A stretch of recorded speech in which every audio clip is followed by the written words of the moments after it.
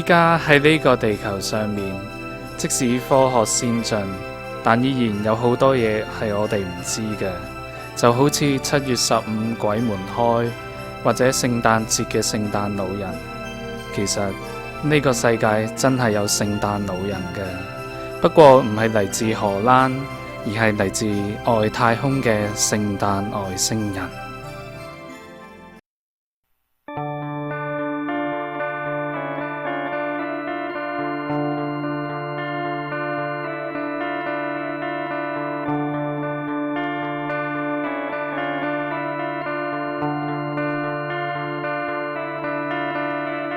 聖誕外星人算係一個親善使者，每年一到12月，佢就會帶住聖誕星球嘅祝福同禮物出嚟地球，以示兩個星球嘅友好。咁以前佢係做得好開心㗎，只需要戴個老人面具、黐啲鬚，同埋識講一句地球話，吼吼吼，就可以行勻全世界。對於一個親善使者嚟講，睇到啲人開心，佢就已經好滿足㗎啦。但係咁多年嚟，佢都好驚有一日，佢嘅面具會俾人撕落嚟。佢驚所有人都會開始怕咗佢，疏離佢。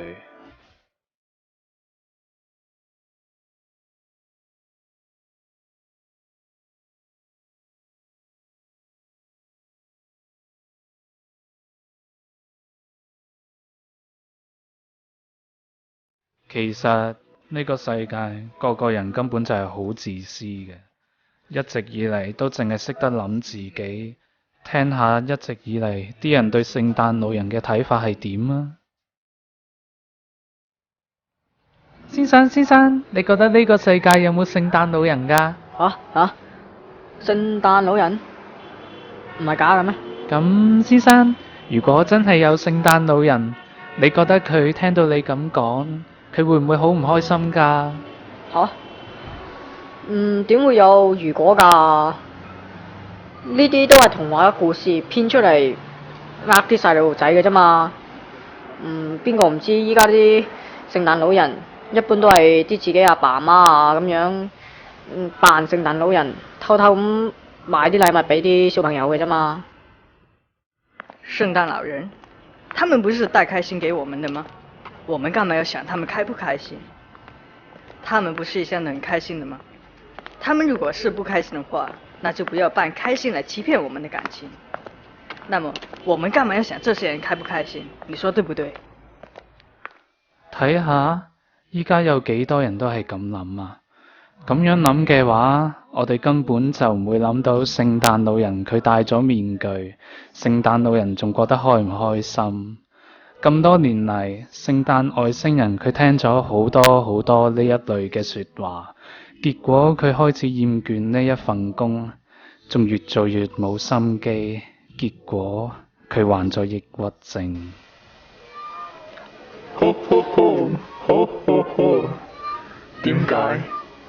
點解都咁多年啦，都係冇人明白。但你有壓力，我都有壓力啫。想做一份工都咁難。原來所有嘢唔係你有心就有好嘅回報。做咁多，啲人就當我冇到，咁我做咁多做咩啊？喂，扮聖誕老人嗰個啊，係啊，你喺度做乜嘢啊？夢遊啊？仲有啊，依家夠鐘頭啦咩？我頂你個肺！快啲去氹翻啲細路仔過嚟啦，開心啲，笑下啦，苦瓜乾咁嘅樣，笑啊！真係唔知請你翻嚟做乜嘢㗎喎。哎呀，好得意啊！呢位小妹妹，你想同聖誕老人影相啊？好，等叔叔嚟幫你。見到有人嚟，經理就即刻好似變咗第二個人咁。聖誕外星人佢俾人鬧到狗血淋頭，佢係咁望住呢個人，覺得佢好虛偽。呢一刻，佢覺得佢要爆啊！佢一手掹開自己啲鬚，抌頂聖誕帽落地，然後將個老人面具都扯埋落嚟。佢對住經理大嗌：點啊？究竟係咪你覺得我好黑啫？你估係你有壓力啊？我都有㗎。有冇關心過我啊？有冇關心我開唔開心啊？有冇當我存在㗎？一個二個，就係識得戴住個面具喺度扮善良、扮友善，慳啲啦！我話你知啊，從今日開始，我唔會再扮聖誕老人，唔會再派禮物，我唔玩啦！你咁中意扮，你自己扮晒佢啦，扮夜王，有面具送俾你啊！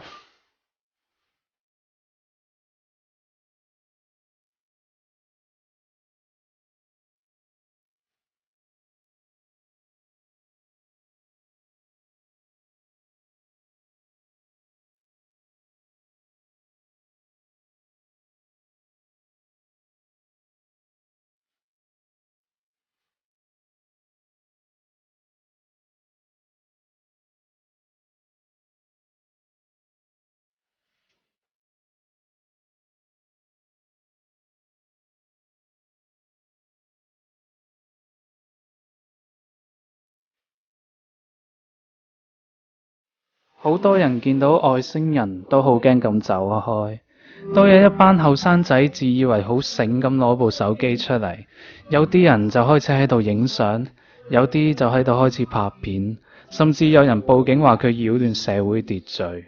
聖誕外星人睇到呢啲，覺得自己咁多年嚟嘅努力，只不過係想帶快樂俾人，但係點解個世界仲係咁冷漠？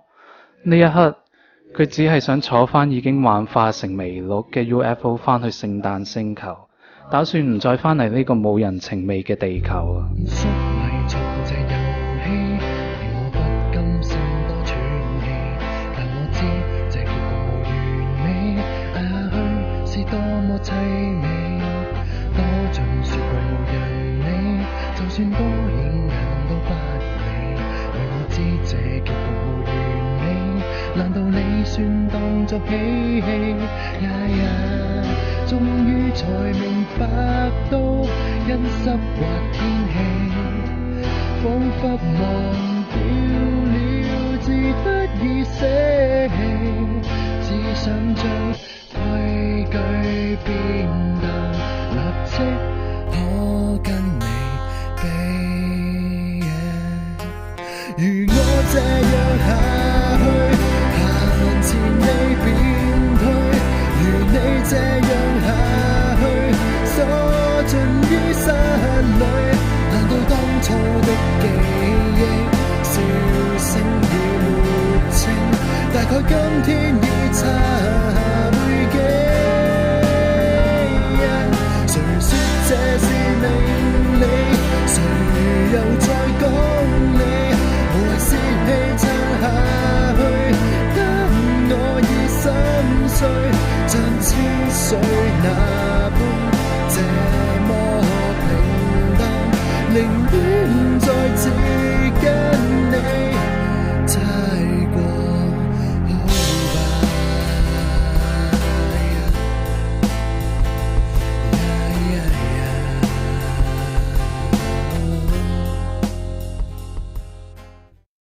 唔知行咗幾耐，行咗幾遠，聖誕外星人終於攰啦，就咁挨住大廈嘅玻璃外牆坐低。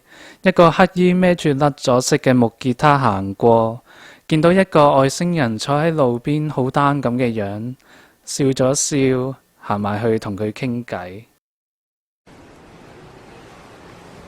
咦？喂，呢位外星人朋友，你都幾得意喎！人哋聖誕都扮聖誕老人啦，你喺平安夜扮個外星人啊，咁有性格。你唔驚我咩？我真係外星人嚟㗎。哇！外星人？你嚇我啊？OK，好好。即使你真係個外星人，咁外星人都有分好同壞嘅，我相信。但係我就真係唔識分咩好同壞啦。見到你咁嘅款，就知道你肯定有啲嘢啦。點啊？有啲咩我可以幫到手啊？你幫我？你不如幫下你自己先啦。哇！我覺得我自己 OK 喎。你冇睇我咁嘅身世啊，但係起碼我有個夢想。有夢想我就唔會覺得自己冇用，就唔會為少少嘅問題唔開心，唔為少開心咁去實現自己嘅夢想，咁有咩唔好啊？喂，理想唔可以當飯食㗎，你自己照顧到你自己咩？你都照顧唔到啦。嗱，凡事呢都唔可以咁悲觀去睇嘅。係理想係唔可以當飯食，但係如果你冇咗理想，咁你同條鹹魚又有咩分別呢？冇錯，呢個世界係有啲人又有錢又有飯食，咁又點呢？有味嘅咩？你連自己都唔知道自己想要啲乜，咁你仲諗住俾到啲咩呢個世界呢？我認為我唔係一個失敗者嚟㗎。你見唔見我隔離呢支吉他？每一日我就拎住呢支吉他喺街上面唱歌。我信㗎，我信自己嘅能力，有一日一定有人欣賞。好嘅嘢呢係會俾人發現嘅。如果你未俾人發現到，未必係呢個世界嘅問題，可能係你自己嘅能力未夠呢，又或者時機未到，邊個知啊？咁講啦，就算全世界當你係一撇爛泥，放棄你都好，自己一定唔可以放棄自己。咁最後個世界先唔會放棄你。俾啲信心自己啦，信自己有能力去改變呢個世界。咁樣你最後做所有嘢先係無悔嘅。你話係咪？唱首歌俾你聽下啦，希望你開心啲啦。每一天在街邊，仿似沒有信念，覺新鮮在冬天，感覺尚算溫暖。每一天似春天，都有沒有太差，拍照花光每一秒，記下了多少。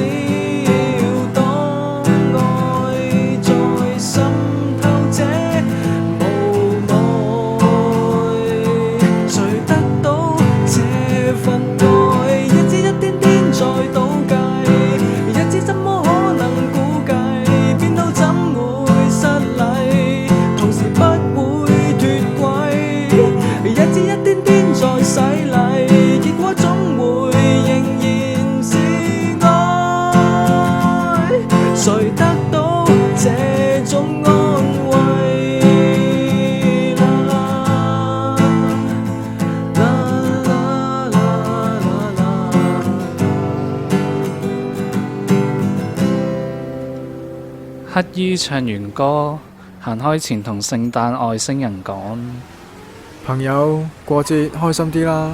而就喺聖誕外星人消化緊乞衣嘅説話嗰時，有個媽咪拖住個仔行到佢面前。怪叔叔，你講咩啊？聖誕快樂㗎！唔開心啦！希希將希呢份禮物送俾怪叔叔你啊！媽咪話我聖誕節要開開心心㗎。咁你將你份禮物送咗俾我，咁你自己咪冇咯？你唔記得咗啊？聽日聖誕節喎，聖誕老伯伯今日又送禮物俾我㗎啦！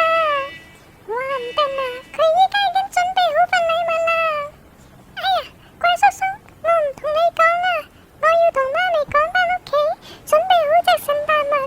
如果唔係，聖誕老伯伯就唔可以俾禮物希希㗎啦！怪叔叔，你記得要開心啊！睇住嗰兩母子越行越遠，聖誕外星人諗自己係咪敏感咗呢？自己做嘢做得唔開心就嬲晒全世界，呢種諗法好似唔係咁啱喎。其實仲有好多好人，仲有好多識得關心同埋尊重其他人嘅人㗎嘛。所以佢決定打電話俾經理。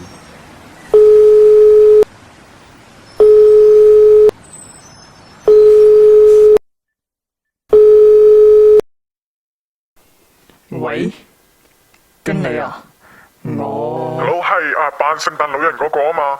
唔好意思啊，頭先令到你壓力咁大，不如你翻嚟先講啦。